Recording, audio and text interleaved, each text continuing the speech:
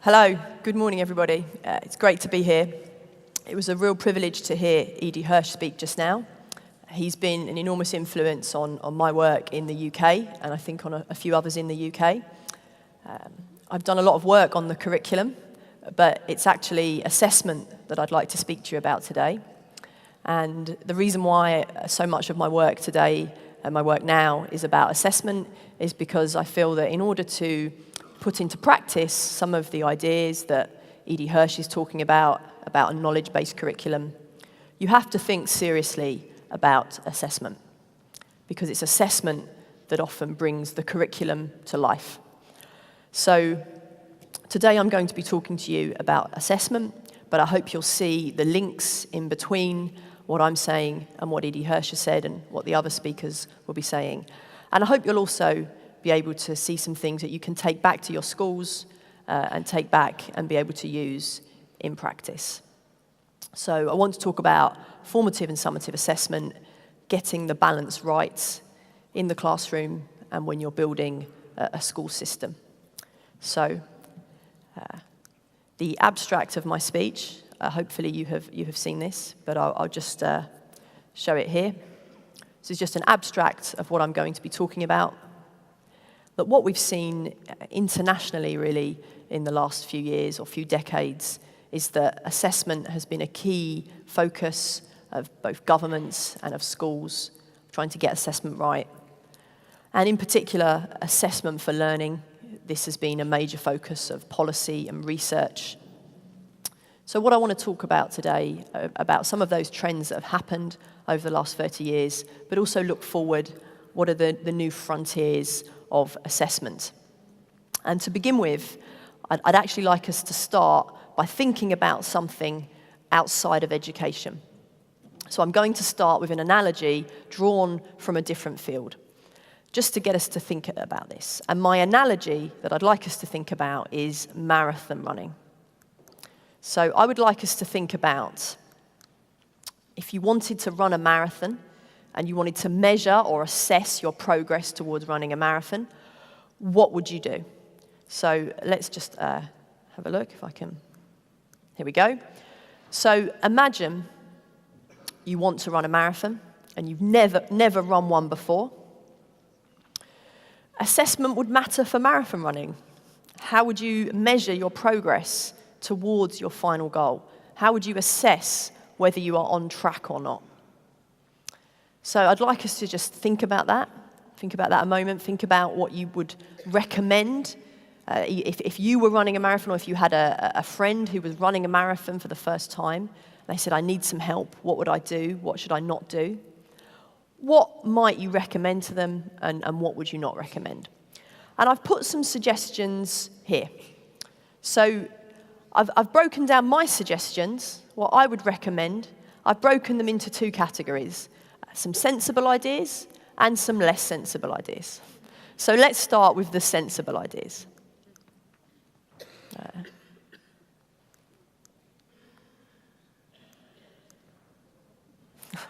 In a moment. There we go, right. So some sensible ideas. And I hope you'll agree that these are sensible.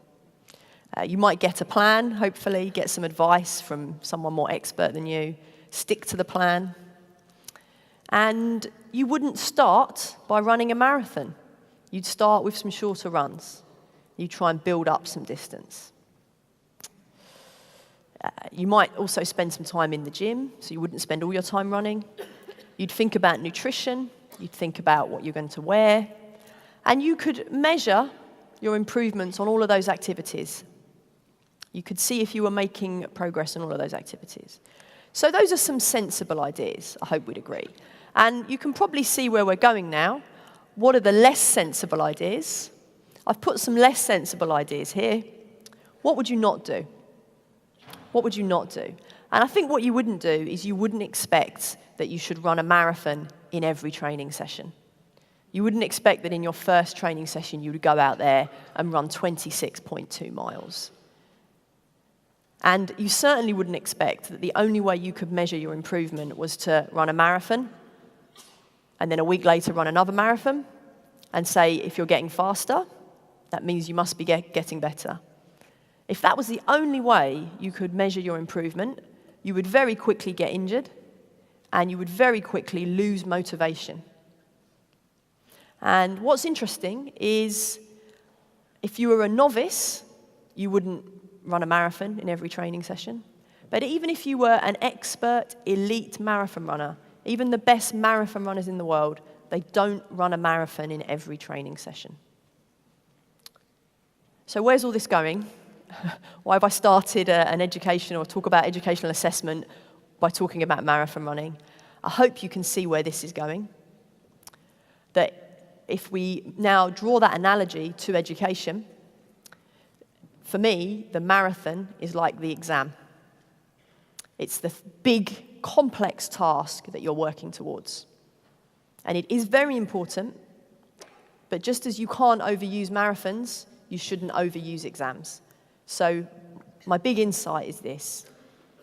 Overusing exams, overusing grades, is like running too many marathons. And just as running too many marathons, you get injured, you get demotivated, the same will happen if you overuse exams. And other things will happen too. We've just seen, with the example from the marathon, there are ways you can train for a marathon that don't look like running. So you can do things that will help you get better at running, but they don't look like running. So you can do work in the gym that will make you a better runner, but it isn't running. And it's the same with learning. There are some really valuable learning activities that can be measured, but they can't be graded. They look different to the final end product. So the final end product in education often is the exam, but there are things you do on the way that look different. So if I give an example here, the subject I taught, I was a secondary English teacher, so I taught English to pupils from ages 11 to 18. And as an English teacher, I was often preparing my pupils to write extended essays. That was the end goal. And that was vitally important. But in order to get better at writing those essays, I'd sometimes ask them to do things that didn't look like writing an essay. So for example, vocabulary acquisition, learning new words. A lot of the time, we would spend time learning new words, learning what they meant, because we knew that was something that would help them to become better essay writers. So there are lots of things you can do that don't look like the final activity, but they help you to get better at the final activity. And the problem is that if we rely on exams and grades as our only means of measurement, some of those building blocks, those steps on the way, they get crowded out. So they get crowded out, and we don't do them because we think, oh, well, they can't be graded. They're not in the exam. But there are things that aren't in the exam that will still help you get better at the exam. So that's my analogy with marathon running. And I hope that analogy will help us to think through, now a bit more systematically, the difference between formative and summative assessment. So what I would like to do now is thinking about this analogy with marathon running. This will help us to think about the formative assessment and the summative assessment. And my argument is that formative assessment is the journey, and summative assessment is the destination. So formative assessment are the steps on the way. Summative assessment is the end goal. And if we think of assessment in these terms, it will help us to see that, therefore, formative and summative assessment often should look quite different. So there are some tasks you will do that are very well suited to formative assessment, but not to summative assessment. And there are other tasks you do that will be suited to summative assessment, but not to formative. And I think what I'm saying there is different from what some other people would say. Some people would say you can have a task and you can use it for any purpose. I'm saying some tasks are better suited for one particular purpose. So let's have a look at how I think that should work. So formative assessment. What is the aim? What is the purpose of formative assessment? It's the aim for me is to provide helpful next steps. What do you have to do next? What does the pupil have to do next in order to improve? That's the fundamental aim. It's assessment for learning.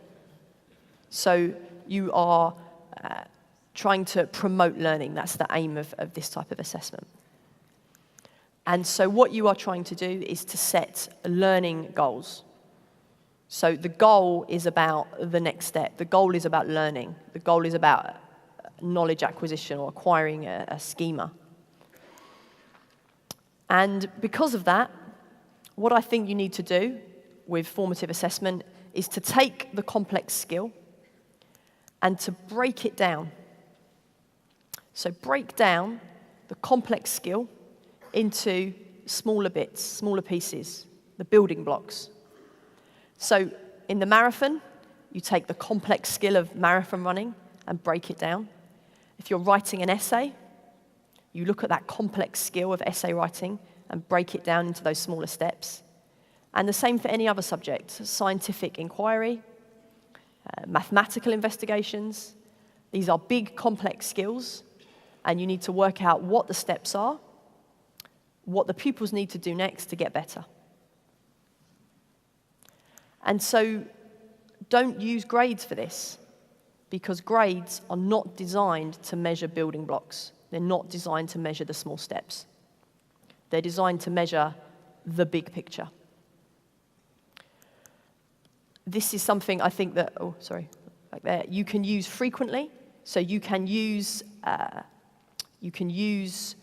formative assessment very frequently. It's something that's happening all the time. And in fact, sometimes a nicer way of thinking of formative assessment is to think about it as responsive teaching. That if you are explaining something to a class, if you see a frown on a pupil's face, so if a pupil frowns, if you see that frown and you ask that pupil a different question as a result of that, I think that's formative assessment, because you have responded to the feedback the pupil has provided. The pupil frowned and you changed your behavior. You did something different as a result. So any way in which you respond to the feedback you get from the class, that's formative assessment. That's you adjusting what you're doing as a result of the feedback you're getting. So that's formative assessment. Summative assessment is quite different. With summative assessment, the aim is to provide an accurate shared meaning. What you're trying to do with summative assessment is to sum up your pupil's performance in a way that is consistent, not just within your school, but within a wider, often a national context. That you are trying to say something that has a currency beyond your school's borders.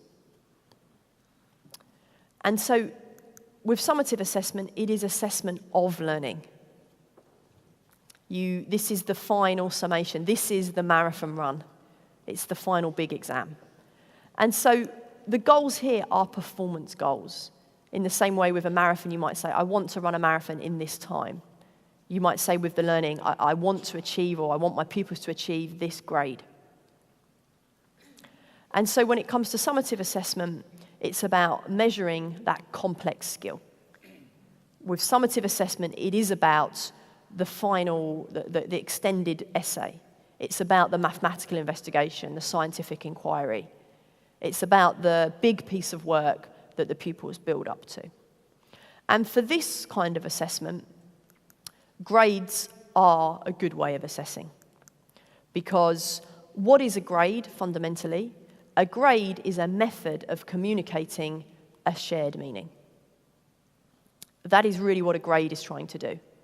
A grade is giving you a way of saying something that is true in your school, but is also true in another school, in another part of the country, that you've got a currency there that's consistent. And because of that, because of all of these things, I think that summative assessment is not something you should do too frequently. So the reason I say that is because big, complex skills, it takes time for pupils to improve. You don't improve at marathon running overnight. You don't improve at essay writing overnight. So this is something that you don't need to be doing all the time. It's something that I think twice a year maximum is best. So that, for me, is the difference between formative and summative assessment. And it's for those reasons that I think you need different tasks, different assessment tasks for the different purposes. The kinds of questions you want to ask for a formative purpose are different from the kinds of questions you want to ask for a summative purpose. So that's my outline. What I would want to do now is to talk about how do we do this? That's my distinction between formative and summative assessment. But what are the best ways, what are the best methods in practice of doing formative and summative assessment? And the first method I want to look at is a method I'm going to call, I've said here, prose criteria or written criteria. And I think you'll all be familiar with the kind of thing I'm talking about here. Here are some examples. So some examples coming up here. Prose criteria, written criteria, these are the kinds of things that you see in mark schemes. So in an exam mark scheme, you'll often have statements like these. So let's have one more. So here are 4 examples of written criteria, prose criteria. These are descriptions of the standard that children should be reaching. And when these are used for assessment, the aim is to say, have the pupils reached this standard? Have they reached the standard that's set in these criteria? But there is a problem with this method of assessment. It's a very popular method of assessment, but it has problems. And here is a problem. Here is an example of a written criteria, a prose criterion, which I've interpreted in 3 ways. So these 3 questions you can see, these are all interpretations of that criterion. And these 3 questions were all given to a group of English 14-year-olds, the same group of English 14-year-olds. It's a nationally representative group. And what I'm going to tell you now is what percentage of 14-year-olds got each question right. So what percentage of 14-year-olds in England got that first question right? And the answer is 90%. So 90% of English 14-year-olds answered that first question correctly. What about the second question? What percentage of English 14-year-olds got that question right? It's only 75%. So only 75% of English 14-year-olds get that second question right. And what about the final one? What percentage again of this same group of pupils? It is only 15%. Only 15%. And in fact, when I display those statistics to English teachers in England, they are astonished at the gap in between them. And why does this matter? It matters because if we go back to what I said about summative assessment, and the aim of summative assessment being to get a shared meaning, the problem with these criteria is you don't get a shared meaning. They give you the illusion of a shared meaning. That people are going around talking about, can pupils compare fractions to see which is larger? And they're going around talking about that as if they're talking about the same thing, but they're not. They're talking about something very different.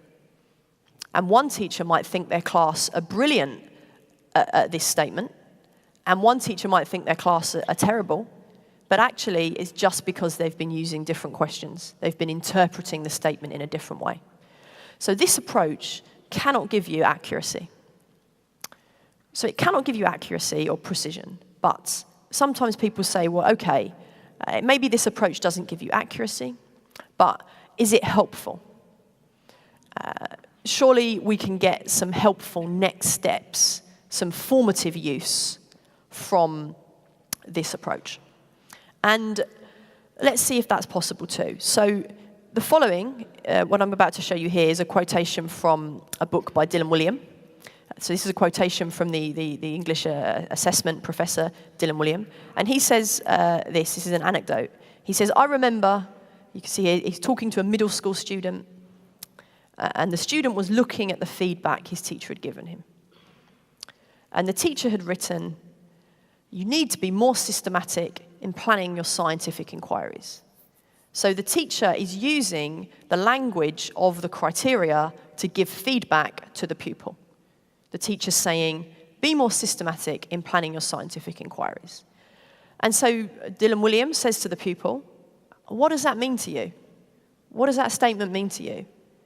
And the pupil said, I don't know. If I knew how to be more systematic, I would have been more systematic the first time. Okay. And that's the problem with this kind of feedback, is that it's true, but is it helpful? And I'm certainly guilty when I was an English teacher, unfortunately, of giving feedback that was like this. It might have been true, but was it very helpful? Did the pupils know what to do next?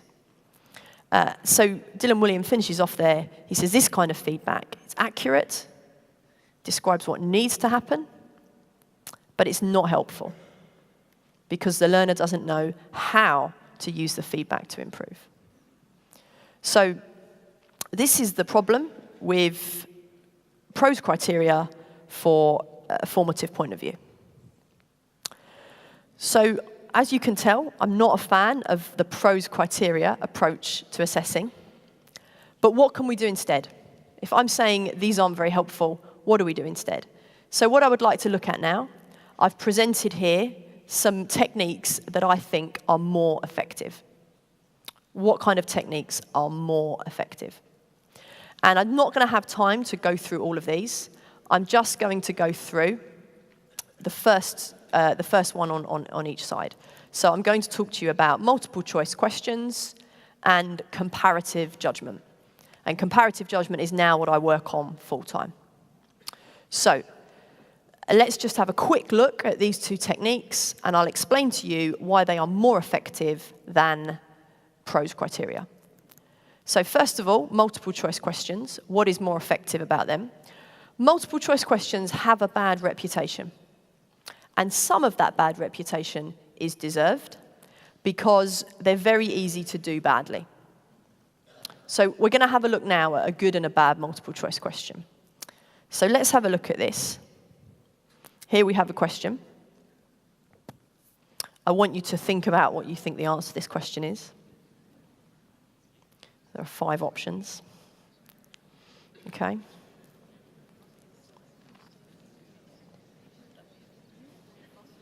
Okay. And what I want you to do now, there's that question. 5 minutes, great. Let's have a look at another question. Same question. Some different options. Okay. Right. So, I'm guessing that your laughter there is because the first question, I'm going to assume you didn't know the answer, or most of you didn't know the answer. But the second question, same question, but you all knew the answer. And why is that? Why did you magically know the answer to the second question? It's all to do with the distractors. And the distractors are the wrong answers. So I've highlighted the distractors here. These are the distractors. And the reason why that first question is so hard is because the distractors, they are unambiguously wrong, but they are plausible. They're believable. So that makes it a good question because it's teasing out the real status of your knowledge. The second question, by contrast, the distractors are unambiguously wrong, but they're not plausible. And that was why you laughed when you saw it, because you could just guess the answer. So the key to writing good multiple choice questions is the distractor. It's not about the wrong answer. It's not about the right answer. It's about the wrong answers. And just another example of that, this is a much better multiple choice question. The correct answer we can see there is 60. But what's fascinating about this question is the creator of this question has chosen the distractors very carefully, and they have picked out this one in particular. Many pupils will put 15 for this question. And why do they put 15? Because they think, if I work out 10% by dividing by 10, I work out 20% by dividing by 20. And this question has been deliberately designed to target that misconception. And targeting misconceptions is a very powerful way of teaching and assessing. And I have a quotation here by Professor Dan Willingham, just coming up here, a professor of psychology at the University of Virginia, I believe a former colleague of E.D. Hirsch's, and he has written about the importance of understanding those pupil misconceptions and really trying to correct them. So the great value of multiple choice questions, they let you target the misconception. Okay, so that's multiple choice questions. The second technique I want to talk to you about is comparative judgment. And comparative judgment is a relatively new way of assessing essays, of assessing open-ended tasks. And it is a method of summative assessment, but it's a method of summative assessment that's far more sensitive and accurate than the traditional marking of essays. So the traditional marking of essays is absolute. And what I mean by that is you have a mark scheme, you have a piece of writing, and you are, in your head, when you're marking the essay, you are saying to yourself, does this essay meet the criteria? Does this essay meet the standard that's described in the mark scheme? And the reason why that is so difficult to do is because, as I showed you before, interpreting the language and the statements on those mark schemes is very hard to do consistently. Comparative judgment is different. Comparative judgment works like this. You have two pieces of writing next to each other. And you say to yourself, which is the better essay? And you don't just do that once, you do that a series of times. And your colleagues join in and do it a series of times. And when you've done enough judgments, the comparative judgment algorithm combines all of those decisions, aggregates them, and uses them to create a measurement scale. And this is what I now work on full-time. And we use this to assess the writing of pupils in England. And our most recent project we ran had 20,000 pupils involved, 5,000 teachers from 400 schools. And we get them all involved in judging. This is the interface, what it looks like. It gives you far more accurate results, it's much quicker, and it means you can get rid of the mark scheme. So, if I sum up now, my conclusion, formative and summative assessment, how do we get that balance right? We need different tasks for different purposes. You can't use the same task for formative that you would use for summative, just as you wouldn't expect when training for a marathon to run a marathon in every training session. Formative assessment tasks should be specific, and summative assessment tasks should be complex and broad and wide-ranging. And PRO's criteria are not an effective way to assess, either formatively or summatively. So that's a summary of what I think are the best practices out there at the moment in assessment, and a breakdown of what I think the role should be between the formative and summative assessment. And as I said at the start, the reason why I think this is so important is I think in order to put into practice all of the ideas about the best kinds of curriculum, we have to get the assessment right, because in the end it is the assessment often which is bringing the curriculum to life. So that's why I think this is important, and I hope there's things here you can take away, take back to school, and use in school. Thank you very much.